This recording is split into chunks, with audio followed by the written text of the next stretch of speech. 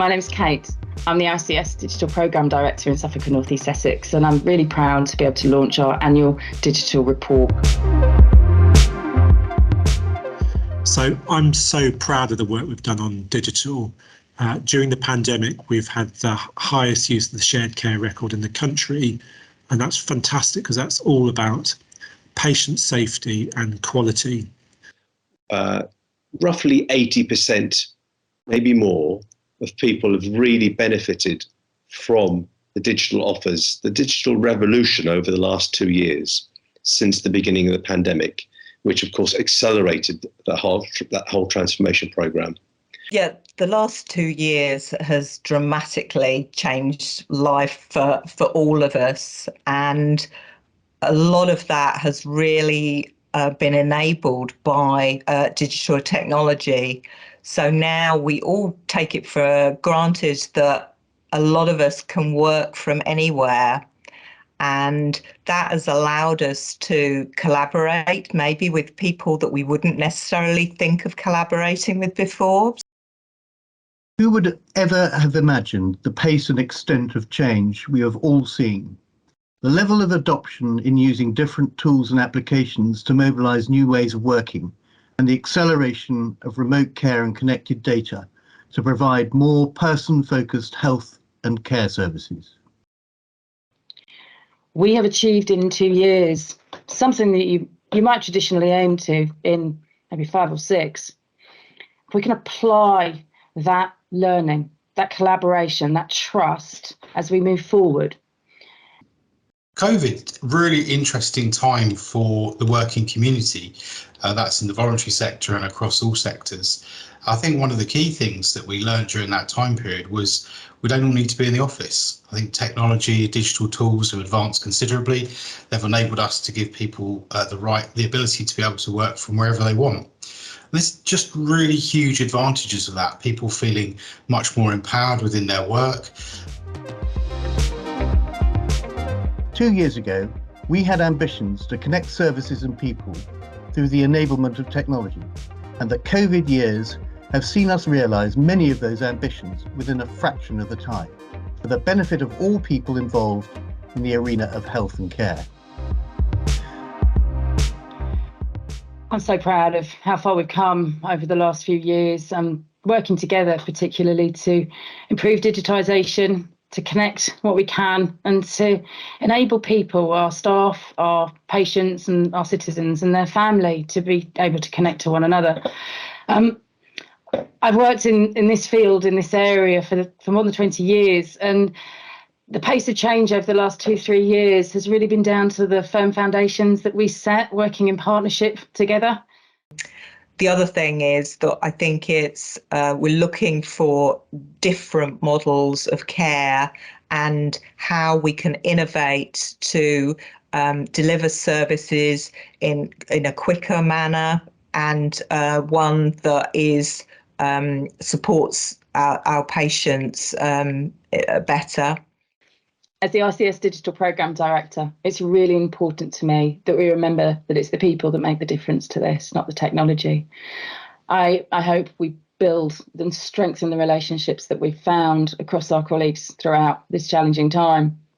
I hope we continue to build on the professionalism of digital data and technology and those who use it. I want to ensure that we have the foundations and the culture to allow us to trust one another, to be able to make the most difference where it matters. I'm really proud that we invested in digital and created a really innovative culture around digital prior to the pandemic. We've seen the benefits during the pandemic of how quickly we mobilised and how quickly we adopted new technology, and that was to the benefit of our population in terms of how we protected them, but also to the benefit of our staff and keeping them safe too.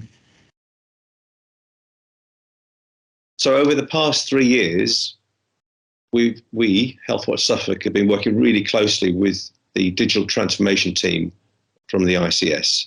And Kate Walker's been the heart and mind behind it. And what's been fantastic is it's an ongoing working relationship. It's in its third phase. It's about not just telling the system what it is that works and doesn't work around the digital office for the public and for professionals. It's about recognizing that it is an ongoing program of change, and there will always be a need to tap into what people are feeling and what people are experiencing, both from the customer perspective and also from the perspective of the professionals. Another thing that I think has happened over the past 2 years is that organisations have collaborated more with each other because they've had to share different ideas, and there's been much more working together to see how we can transfer data within between organisations. So another great example of that is, which is in my service, which is the ambulance service. So we've now got our paramedics have got iPads actually on the ambulance. They can look up patient records so that they understand what medication the patient is taking before they treat them. All of these things have been possible through the collective investment programme the ICS has committed to which has enabled a truly collaborative way of working to emerge, and this has delivered effective, person-centred care in the most challenging of times. We discovered that there were a set of guiding principles that were needed for anybody that is responsible for the design of a digital offer, for the commissioning of digital offers, and also for the provision of digital offers. And these guiding principles have now been adopted by the ICS. We worked together in challenging, unprecedented circumstances and achieved things we couldn't think possible in just a few short months. But I suppose what I'm proudest of is each time the waves receded, we were able to work together to reflect and learn, to be able to refine the way we did things. We worked so closely with Healthwatch to understand how the public experienced our digital services. That led to us the creation of guiding principles for what the public expect of digital service, and for us to start applying them into how we commission and build and provide service to people. Being able to tell our story in the voluntary sector is a really important part of what we do. We work with commissioners and funders, and they need to understand the impact of the work that we do. Collectively, we were able to achieve unimaginable things. And that was by playing to the skills and capabilities of each one of us. Not any one person or digital team could have resolved some of those challenges all on their own. But working together, we were able to solve new challenges, things we hadn't imagined might be. We were able to use some of the building blocks we put in collectively in the past to be able to adapt the way we worked, to be able to do it at such a pace. I think technology is a huge enabler, and I see it as the heart of what we're doing as an integrated care system.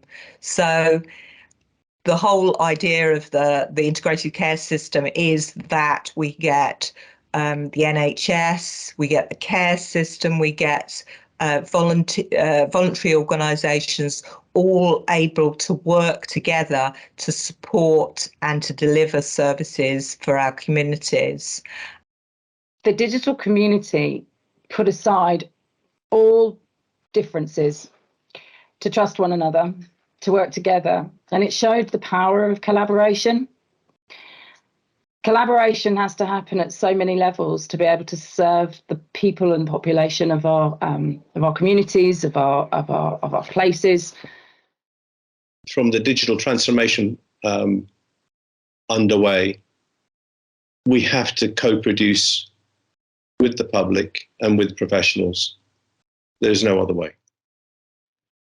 The importance of sharing information is a concept that we just have to get used to if we're going to fully understand the market. Sharing information is absolutely vital because this is all about patient safety and quality of care.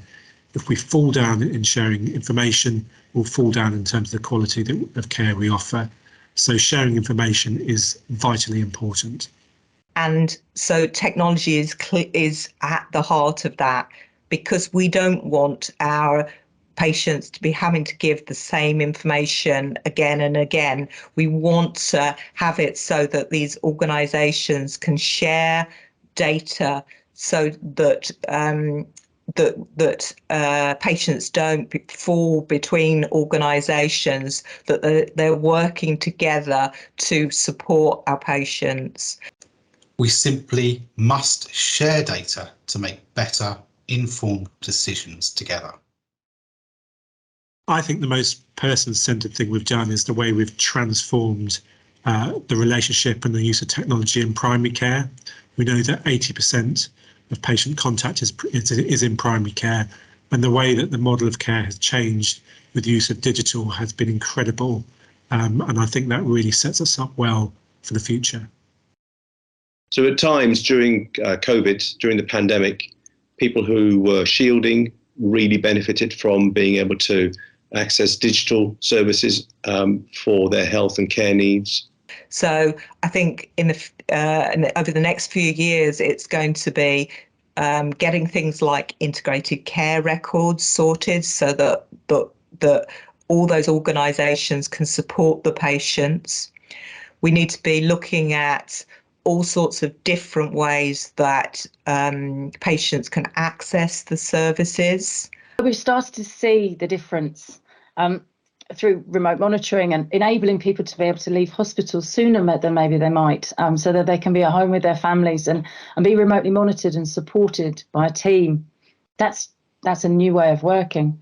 To be able to support people in their homes who might have risks of falls and use technologies to avoid that, and or to be able to alert a need so that we can support. To be able to use technology to connect to people. These things allow us to really reimagine how health and care can be. When we can connect people, communities, places, practitioners in totally different ways, actually, it frees up time to care, it enables barriers to be unblocked, and ensures that people can get the right care they need, where they need it, and the time they need it. As an example, we have used innovative care technology to meet our people's needs and better connect our frontline professionals. This has addressed many individual challenges and provided some of our most vulnerable people with monitoring and assessment devices for targeted care and support at home, which has allowed them to remain independent for longer. The impact of this has been staggering for them and their families.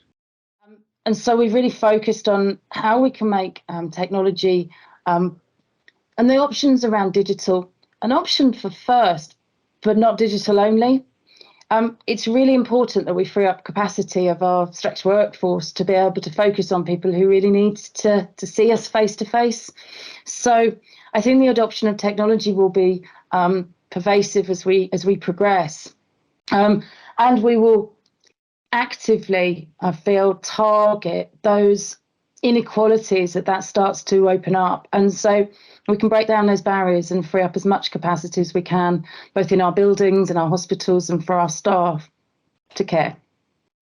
There are a number of reasons I can go into as to why that's benefited people. But at the same time, there are 10, maybe 20% of people who, for reasons of digital poverty, digital literacy, digital exclusion, have been left behind or would be left behind if we don't offer them equitable alternatives.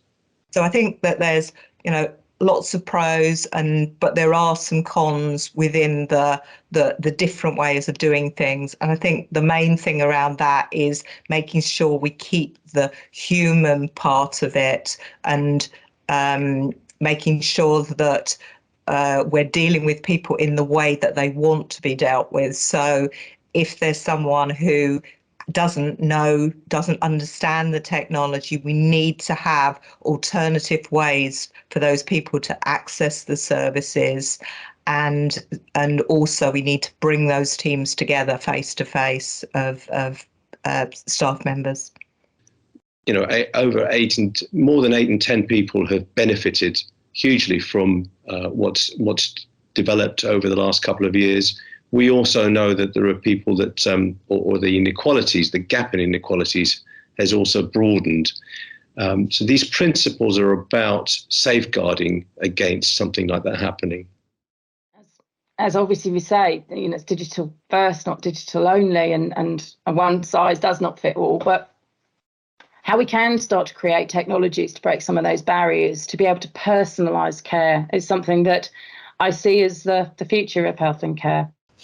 But we must continue alongside that in this current era to make sure that those who are digitally excluded have a clear pathway that is as accessible for them and acceptable for us as a system, alongside the digital innovations that are developing in our systems.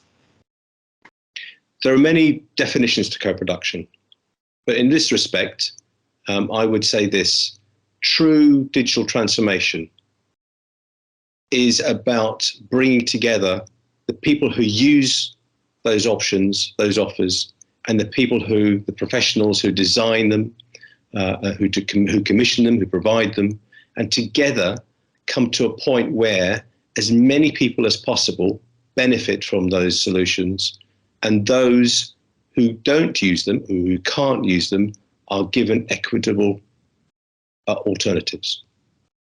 And that's left many of us in a real challenge. Certainly throughout the early waves of COVID, and since then, we've really focused on supporting our staff working in a virtual world. It's completely different from coming into an office every day to all of a sudden being stuck behind a computer and talking to your colleagues over Teams. How do you get that interaction? How do you get a bit of downtime to be able to talk about things? How do you have those corridor conversations? The technology have allowed them to be very mobile, can apply for all sorts of jobs elsewhere. So I think we've got to make it an attractive place to work. We've got to upskill the people that we do have so that they can maybe take different roles within the organisation. So maybe look at taking more apprentices in, training them up in terms of technology so that they're our workforce of the future. So it's going to be important, the outreach into schools, into universities, to bring people on and into the organisation. But we need to also make sure that we're retaining the people we do have. So making sure that we're looking after our people. So the year of digital professional is so important to be able to shine a light on the range of skills that are needed by those working with technology and data, with digital transformation, with cultural change, to be able to provide people a professional development to support them in their journey. We're using technologies now that, 3 or 4 years ago hadn't been invented, and the pace of change will increase, and we need to make sure our professionals have the best skills at their hands. Ethics and the way we work going forward to maintain that trust that we have with the public about how we manage their information, it's just so crucial to ensuring that we can have a safe, a considered and an active way of working across many organisations and across our region and for our professionals. The secret heroes of this digital journey are our staff, who have worked tirelessly to make it happen. And to them, I say a huge thank you for your dedication, your passion, and your commitment in navigating all the complex challenges of the past 2 years. You have placed us in a position of strength, and we will continue that momentum to grow together as a new and unique integrated care system for an even better future.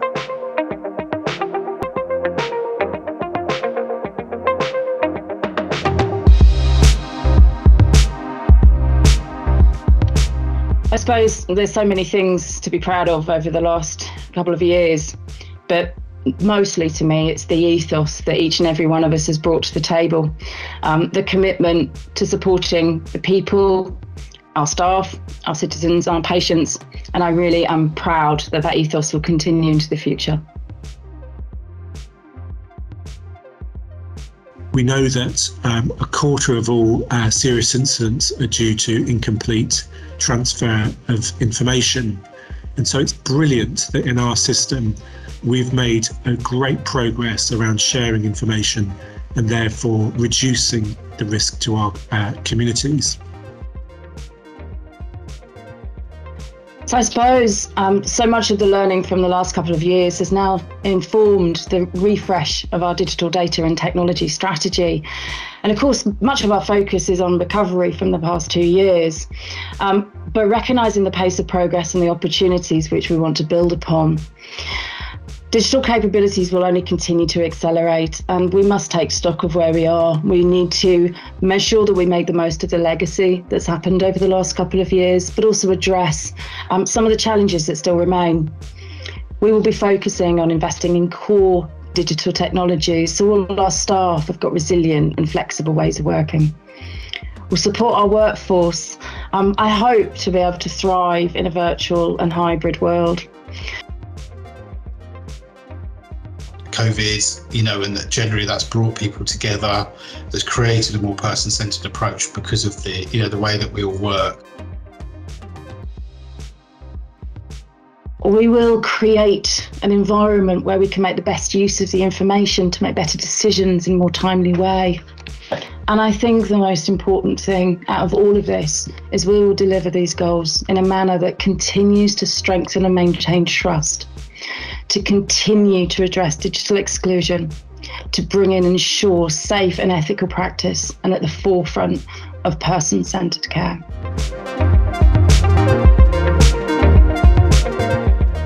We did it together.